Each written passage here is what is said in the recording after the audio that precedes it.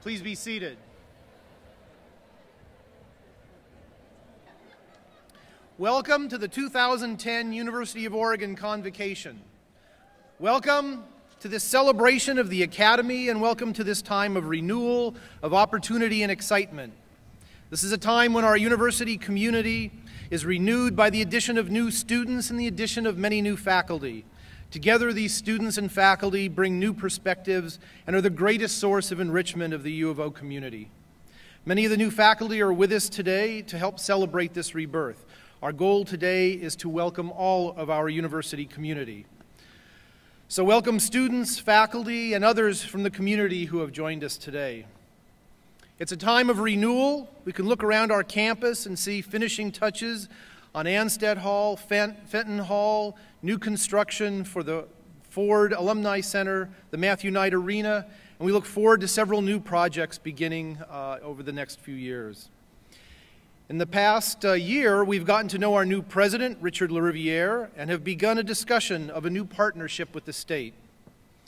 This afternoon, we will also celebrate an award to exceptional high school teaching and celebrate scholarship in our keynote by Dr. LaRiviere. There is no doubt that the perception of the University of Oregon is the strongest it's ever been, not only in Oregon, but around the world. And we aim to keep it that way. How do we get to this enviable position? Great student experiences provided by great faculty and staff, a great campus and physical environment, and a unique size that, as we've said before, makes us big enough to be great and small enough to be greater. At this point, I'd like to recognize the members of the platform party who won't be speaking during our program today. If you could please stand. Vice President for Research and Dean of the Vice President for Research and Graduate Studies, Dean of the Graduate School, Richard Linton.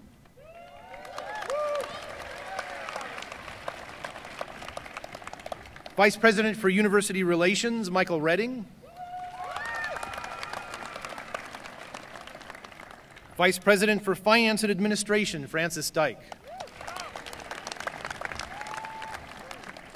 Assistant Vice President for Student Affairs and Dean of Students, Paul Shang. Dean of the School of Architecture and Allied Arts, Francis Bronette. Dean of Libraries, Deborah Carver. Dean of the College of Education, Mike Bullis. Dean of the School of Music and Dance, Brad Foley. Associate Dean of the College of Arts and Sciences, Judith Baskin. Dean of the Robert D. Clark Honors College, David Frank. Dean of the Charles Lundquist College of Business, Case DeCliver. Associate Dean of the School of Journalism and Communication, Julie Newton. Vice Provost for Graduate Studies and Associate Dean of the Graduate School, Sandra Morgan. Associate Dean of the School of Law, Michael Moffett. President of the University Senate, Nathan Tublitz. There are several people listed in your program, but we're unable to attend. Just to point them out, Russ Tomlin, the Senior Vice Provost for Academic Affairs, Vice President for Student Affairs, Robin Holmes, Vice President for Institutional Equity and Diversity, Charles Martinez, and Dean of the School of Journalism and Communication, Tim Gleason. I would now like to introduce Amelie Rousseau, President of the Associated Students of the University of Oregon.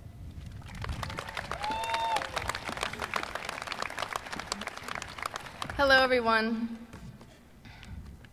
Welcome to the beginning of your college career. So far, it's been a humbling and inspiring experience to serve as your student body president. Each of us has made it here today because of hard work, perseverance, a little bit of luck, and privilege that billions of our peers globally and millions of our peers around the country do not share. With this privilege comes the responsibility of preserving what students before us fought long and hard to achieve.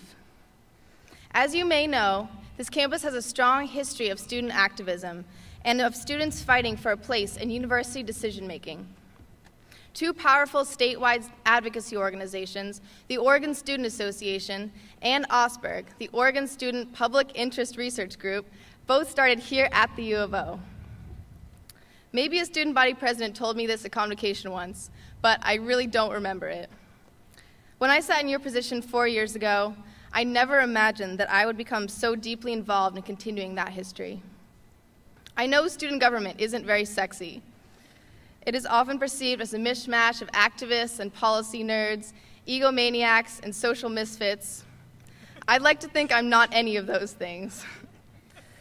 Government is not what got me excited, but campaigns is. Public meetings until 2 a.m. is not very fulfilling, but winning victories for students is. So I'd like to take a brief moment to argue that the history of student activism at the University of Oregon is the history of the associated students of the University of Oregon. The point of the ASUO is not to act solely as a government, though we do sign contracts, set rules, and obey state law. The point of the ASUO is to act as advocates for students on campus and in the greater world. More than 100 years ago, in 1900, our first ASUO mission statement read, quote, "An organization for the settlement of certain matters of general student concern," unquote. I know it's a little vague. Our association would go on to fund major projects for ideas and services that the university administration could not or would not fund. Throughout the years, that's brought us the EMU Student Union Building, the Rec Center, athletic and football athletic tickets, over 100 student organizations, childcare, the designated driver shuttle, and countless other services. Ducks inside and outside the ASUO have also agitated for a better world. We have occupied Johnson Hall to protest the Vietnam War. We have boycotted grapes in residence hall cafeterias because their workers were exploited because of their production. Students for generations before us have taken advantage of the excess of time and motivation they have at this time in their lives. This year, we have the chance to continue that tradition of student activism. I'd like to take this chance to update you on two issues that directly affect us. First, our university administration is pushing legislation that would allow our public safety department to become a police force. Students opposed this legislation in 2007, and again in 2010, we were asking critical questions. I'm sure you all heard about the tear gas attack that happened on Friday night. I am so sorry this happened to you on your first weekend in Eugene. According to news accounts, this was spurred by one beer bottle thrown at one police car. This kind of disproportionate response is exactly why we have serious concerns about allowing police on our campus. What would this change in authority do to our campus environment?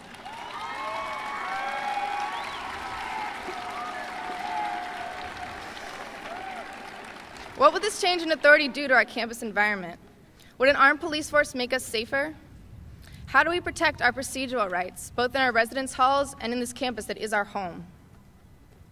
The second issue you need to be aware of is one that affects us all as well, the rising cost of tuition. We all just received a letter from the university saying that your tuition is rising 7.5% this year. Students will be flooding our capital this year to make sure this doesn't happen next year and next. We envision a university that is a true public institution, one that is accountable to the state and thus to all Oregonians. The U of O has a proposal put forward to break away from the state. The state would use the amount of funding that the university currently receives to issue an $800 million bond that would also be matched with private funds. Right now, the state board regulates tuition increases.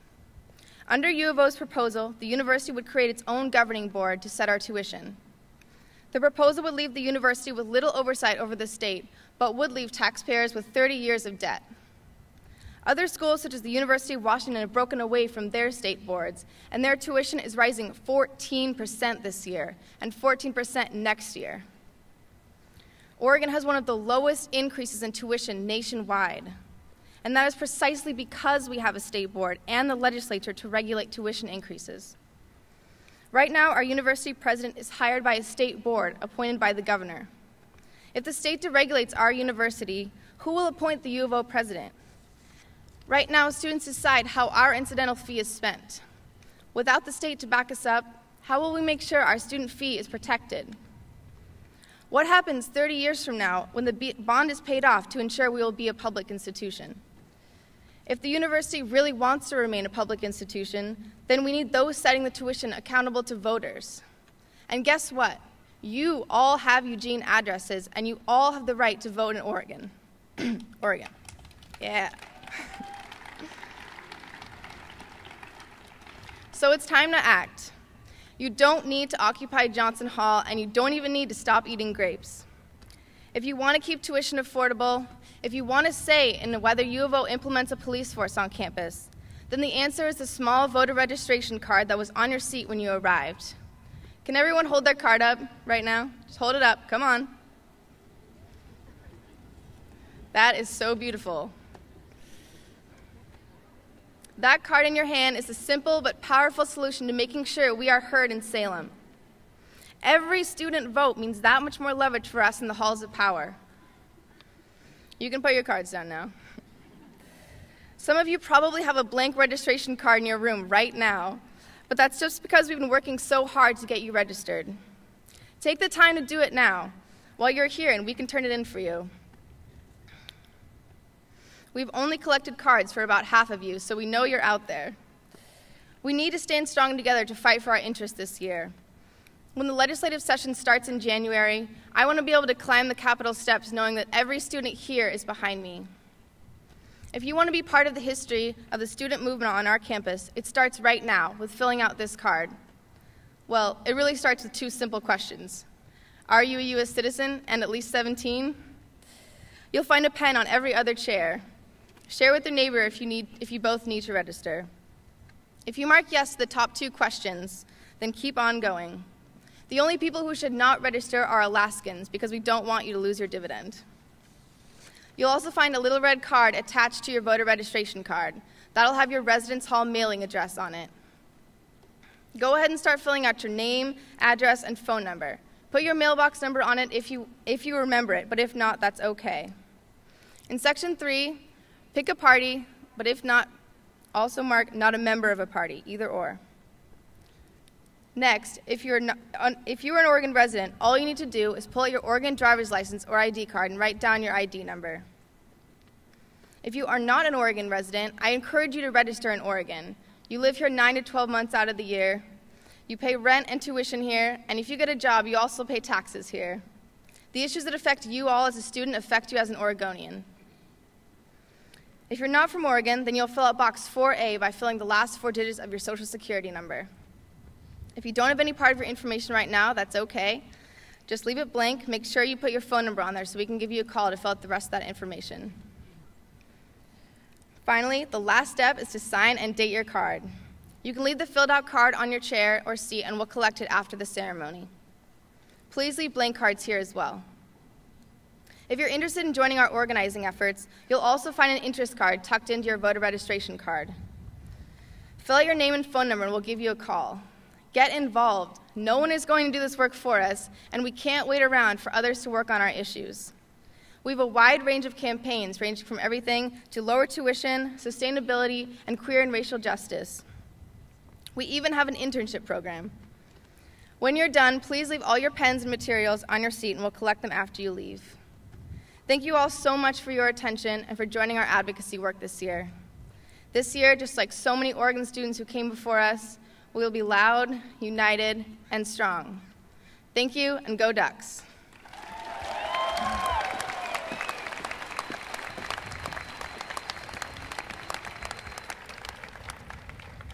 Thank you, Amelie.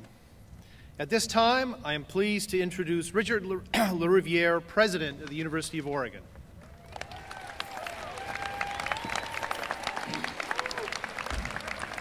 Thank you.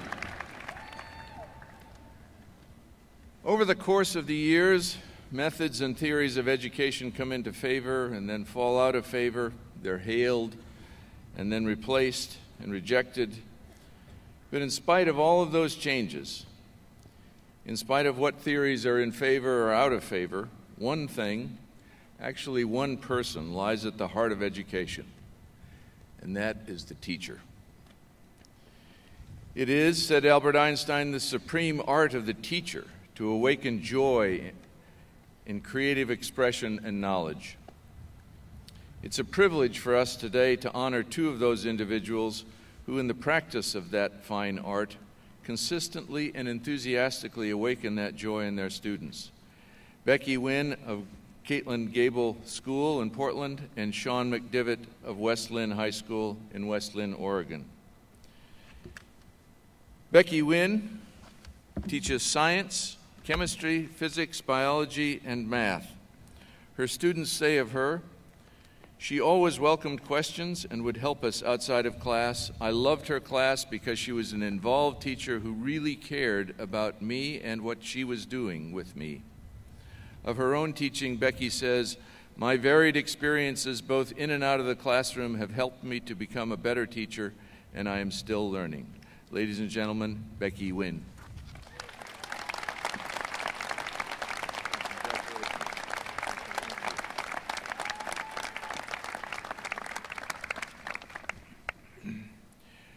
Sean McDivitt also teaches in the sciences, some chemistry, but mostly physics. His students say, "Mr. McDivitt is the kind of teacher who not only sees what others don't, he has the ability to draw it out in us." Mr. McDivitt is not one of, but perhaps the smartest, funniest, and most interesting teacher I've ever had the privilege to be instructed by. Seriously. Of his own teaching, Sean says, "The new relationships I develop each year with students is what makes this the best job I will ever have. I encourage students to be persistent and to persevere when hurdles present themselves." It's an honor to present Sean McDivitt with this recognition.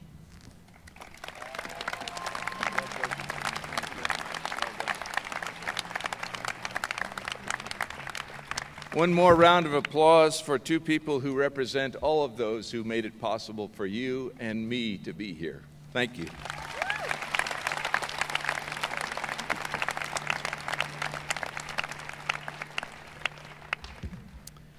At this time, I'd like to present Karen Sprague, our Vice Provost for Undergraduate Studies, who will introduce the 2010-2011 winners of support from the Williams Fund, the Williams Fellows, and the Thomas F. Herman Faculty Achievement Awards for Distinguished Teaching.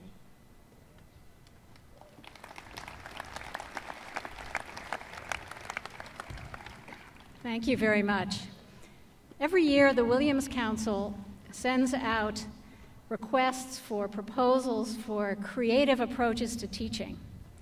And now I want to introduce to you the people who've won those awards for this year. What I'd like to do is to ask each of those individuals to stand, as I call his or her name, but ask the rest of you to hold your applause till the very end. The first winner is Peg Boulay from the Department of Environmental Studies for her project entitled Environmental Leadership in Action. Biddy Roy from Biology is collaborating with Josh Roaring in Geology and Matt Dennis in History to create a new course called Oregon, a Natural and Cultural History. Edward Olivos from the College of Education has created a seminar course entitled From the Mexican Border to Oregon, Immigration, Education, and Politics in the 21st Century. Gabriela Martinez from the School of Journalism and Communications is collaborating with Lynn Stephen in the Department of Anthropology to create a two-course sequence entitled Latin Roots in Oregon. Susan Verschure and Gary Klug in the Department of Human Physiology have taken on a huge renovation of the curriculum called Teaching Systems Physiology as a Way of Knowing. Ian McNeely in History is collaborating with Mary Jager in Classics on something called Reacting to the Past, some new courses that are starting this very term. Patrick Ball and Matthew Orr in Biology over in Central Oregon have created a project for students called Microbial Studies and Ecological Restoration, Collaborative Research Opportunities for Undergraduates. So you see some of the wonderful things that are in front of you, students.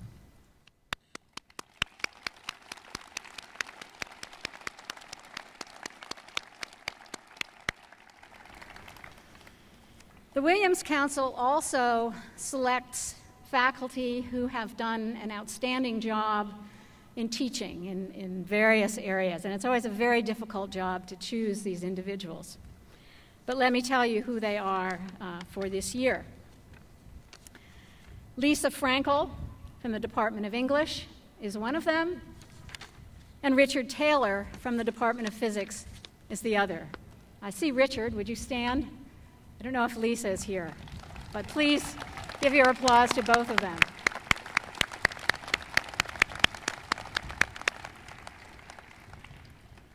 The Thomas F. Herman Faculty Achievement Award, I think, is probably the oldest teaching award that we give at the University of Oregon. It's presented to senior faculty members who've demonstrated long-standing excellence in teaching and have contributed significantly to student learning at the undergraduate or graduate level. And I want to tell you who the winners are this year. They are Kenneth Calhoun in the Department of German and also the Comparative Literature program, Richard Taylor from the Department of Physics, the same Richard Taylor I introduced a moment ago, but at this point I want to add that he is not only a physics professor, he's an art professor as well. Mark Uno from the Department of Religious Studies. Is Mark here? Those are our winners of this most distinguished teaching award.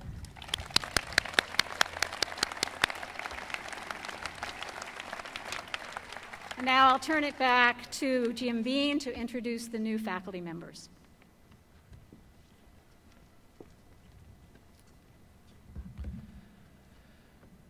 The new tenure-related faculty joining us this year will now, many of you are here today. Please stand when I read your name, and we welcome you to our community. Sharon Burke-Betcher, Assistant Professor, Department of Chemistry.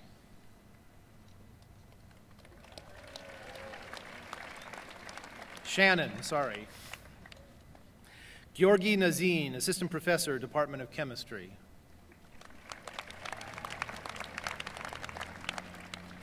Kevin Butler, Assistant Professor, Department of Computer and Information Science. Daniel Anderson, Associate Professor, Creative Writing Program. Zhuojing Schmidt, Assistant Professor, Department of East Asian Languages and Literatures.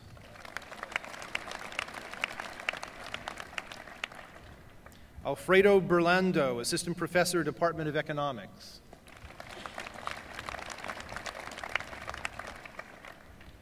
Anka Kristea, Assistant Professor, Department of Economics.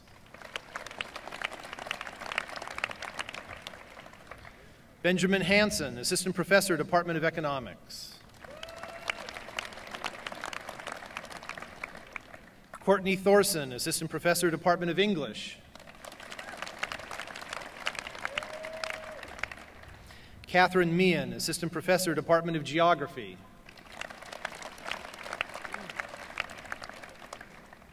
Sean Anthony, Assistant Professor, Department of History. Tyler Kendall, Assistant Professor, Department of Linguistics.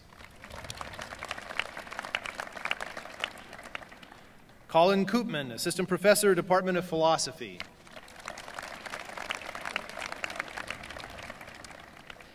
Alejandro Vallega, Assistant Professor, Department of Philosophy. Rocio Zambrana, Assistant Professor, Department of Philosophy. Eric Corwin, Assistant Professor, Department of Physics.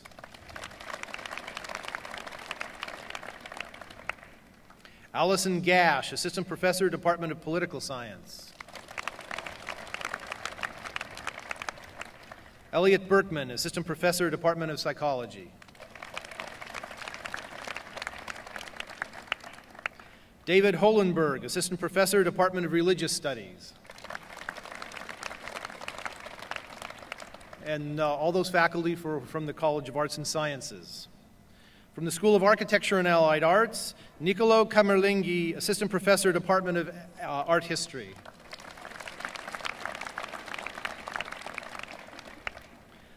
Colleen Christinger, Assistant Professor, Department of Planning, Public Policy, and Management. Mark D'Onofrio, Assistant Professor, Department of Architecture. Albert Narath, Acting Assistant Professor, Department of Art History. Denny Ruggieri, Assistant Professor, Department of Landscape Architecture. Gerardo Sandoval, Assistant Professor, Department of Planning, Public Policy, and Management. From the Charles Lundquist College of Business, Erin Seal, Assistant Professor, Department of Decision Sciences. Lan Jiang, Assistant Professor, Department of Marketing. Youngli Zhang, Assistant Professor, Department of Decision Sciences. Arvid Zadonis, Assistant Professor, Department of Management. Rosemary Zadonis, Associate Professor, Department of Management.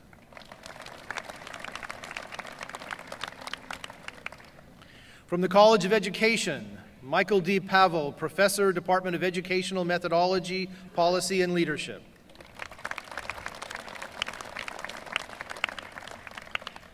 From the School of Journalism and Communication, Peter Laufer, Professor of Journalism.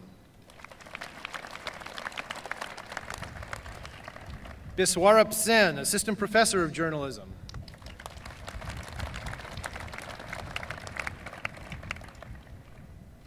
From the School of Music and Dance, Frank Diaz, Assistant Professor of Music. Some of our members who we knew couldn't be with us here today from the College of Arts and Sciences, Kryn Stankounis, Assistant Professor, Department of Biology. Benjamin Webster, Assistant Professor, Department of Mathematics. William Terry, Assistant Professor, Department of Political Science. Azim Sharif, Acting Assistant Professor, Department of Psychology. David Unsworth, Assistant Professor, Department of Psychology. From the Honors College, Mark Carey, Assistant Professor, and Eric Ocean Howell, Assistant Professor. From the School of Architecture and Allied Arts, Aaron Cunningham, Assistant Professor, Department of Architecture. Grant Jacobson, Assistant Professor, Department of Planning, Public Policy, and Management. Trygve Fasta, Assistant Professor, Product Design Program. Jason Germany, Assistant Professor, also in the Product Design Program. From the Business School, Shane Heitzman, Assistant Professor in the Department of Accounting, and Bettina Cornwell, Professor of Business. From the School of Law, Michael Fakhri, Assistant Professor, and Manesh Mosen, Assistant Professor. From the School of Music and Dance, Henry Henniger, Assistant Professor, Department of Music. So let's give a final hand to all of our new faculty.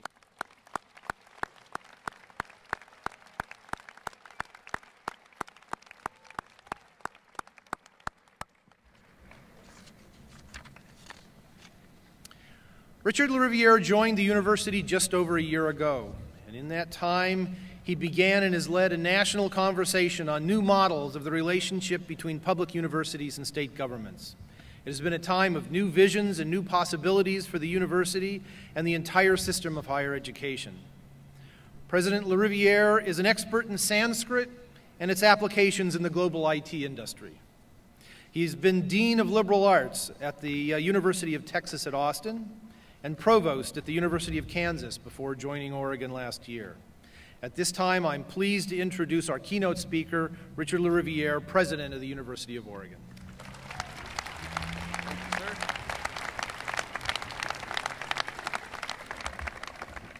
Well, thank you very much, and welcome to the University of Oregon Convocation for 2010. Provost Bean gave you a quick précis of my academic career.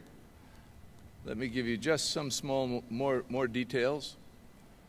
I was at the University of Texas long enough to see to it that they got a national championship in football. I was at the University of Kansas long enough to see that they got a national championship in basketball. And now I'm at the University of Oregon.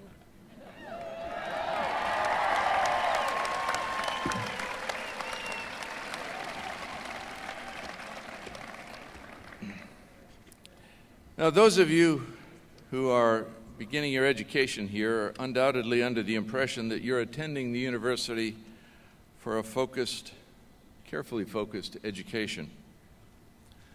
That's what your teachers told you. That's what your parents told you. That may even be what someone here at the University of Oregon has told you. Sure enough, if you're educated here, you'll leave with a degree and with a way to earn a living. That's not a bad accomplishment. But for each of you, I have higher hopes. My hope for each of you is an education beyond your education. My hope is for transformation. If you are transformed by your experience here, you will leave with a realization of what is important to you. You'll learn about yourself, and in doing that, you will learn about your capacity to transform the world. And after you've registered to vote, you'll know why you're voting. Transformation is the theme of the university's summer reading program. The summer reading program was created by a biology major here by the name of Alex Goodell, who believed that a common reading program would transform students' introduction to the university. We agreed, and that's why all entering students were encouraged to read the same book, Mountains Beyond Mountains by Tracy Kidder. It is subtitled, as you all know, The Quest of Dr. Paul Farmer, a Man Who Would Cure the World. Now, if you haven't gotten around to reading the book yet, don't worry. You have next term to do so as well. Mr. Kidder will be on campus winter term to talk with us about his book. I think this book will address some questions you have as students, questions that Alex Goodell was asking himself when he initiated this program. What is the meaning of your college experience? How can you struggle successfully with failure? And perhaps more importantly, how can you use college as a tool for a larger goal? At one point in the book, Kidder says of Dr. Farmer, education wasn't what he wanted to perform on the world, he was after transformation. That pretty much gets at the heart of Mountains Beyond Mountains. It tells of one person, one doctor, working in Haiti in the midst of disease, poverty, and political corruption. One person working for transformation. Now, how does education transform you or anyone? It begins with your personal choice of perspective. It moves you from dreading what you have to do to dreaming about what you can do. Now, I have in mind today some actions for the beginning of your school year, some simple and straightforward things to do. They are actions that may open doors and actions that could change you and your relationships so that you can change the world beyond you. 10 simple things. Number 1, learn the wide-ranging geography of our university. This is a university with a river that runs through it, a university with its very own beach on the Pacific Ocean, a university with a mountaintop observatory in the Cascades. We also occupy one of the most historic buildings in one of the most fascinating neighborhoods in the most urban city in the state of Oregon, Portland. A river, a beach, a mountain, a city. Learn this geography and you'll learn about opportunities here at the university. Number 2, find a piece of art that means something to you. There's art all over this campus, not just in the Jordan Schnitzer Museum of Art and our other museums and galleries, but also your own student union has its own art collection. There are water gardens and sculptures in quiet places, even gargoyles on science buildings.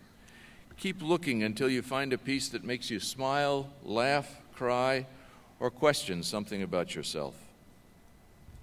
Number 3, this beautiful campus.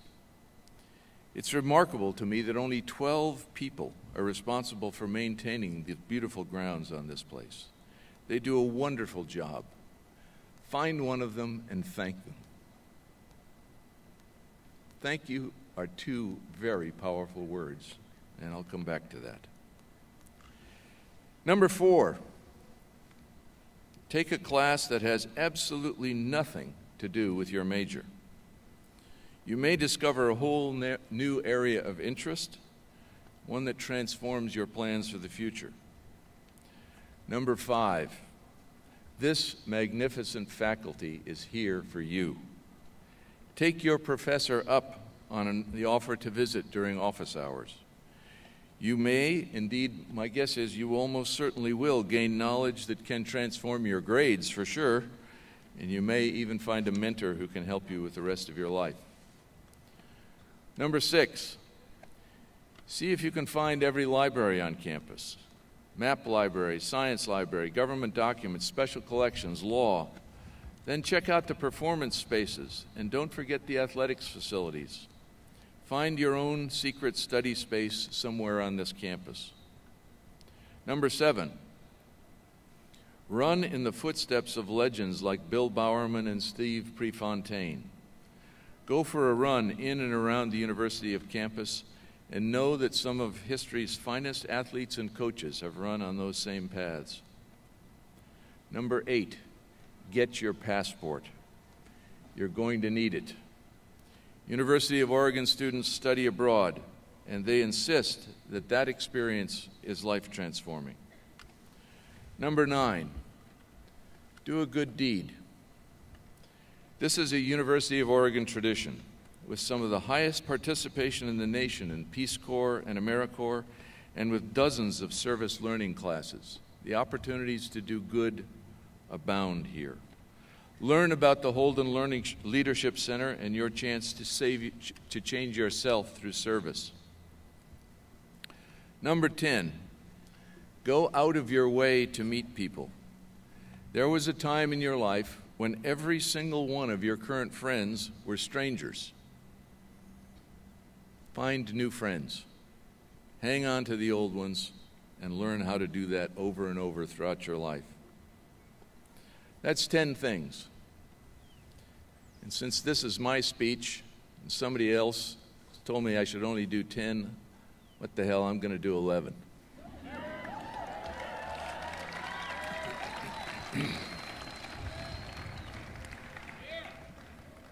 I want you to thank the people who helped you get here. Thank your parents. Thank your teachers. Thank these teachers. Tonight, make a phone call. Go to your Facebook page and add a thank you to somebody who matters to you. Never pass up that opportunity. Now, those are the 11 things. You could come up with dozens, I'm sure, maybe even hundreds of better things. But the one thing that all these things have in common is that they depend on your acting. So I go back to that summer reading program and Paul Farmer, one individual who decided to make a difference in his time. And I go back to the University of Oregon biology student, Alex Goodell, who simply wanted all of us to read the same book. Now is your time. Be bold, explore, contribute, create, and transform. Good luck, and thank you.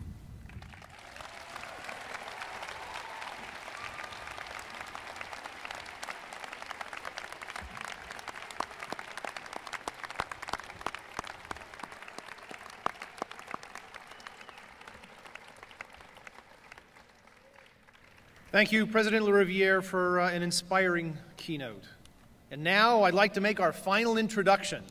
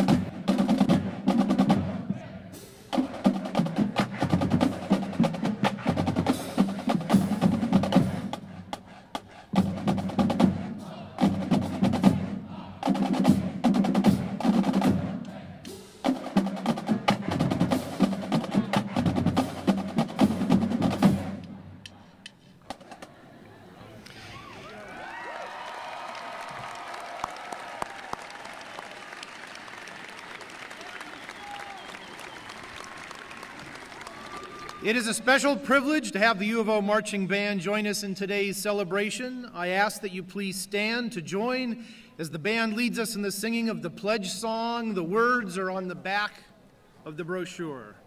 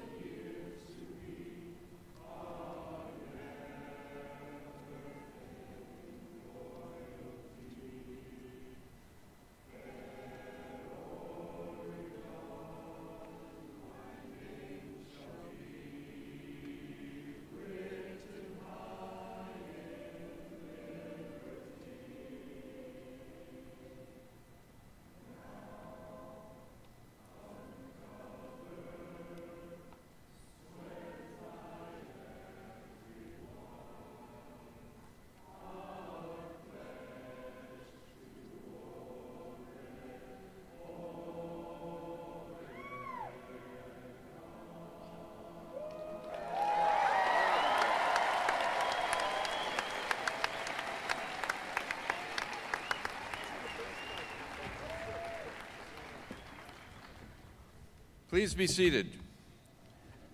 You thought you were done, didn't you?